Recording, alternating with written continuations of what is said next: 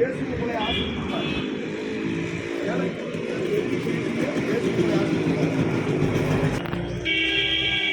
இயேசு உங்களை ஆசீர்வதிப்பார். இயேசு உங்களை ஆசீர்வதிப்பார். வேலை குழுவுகள்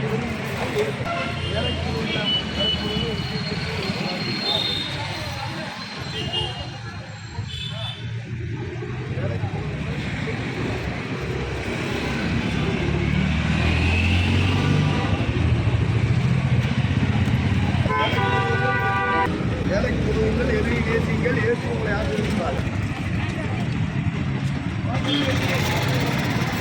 யாரும் மதமாக வேண்டாம். இயேசு ஆசீர்வதிப்பார்.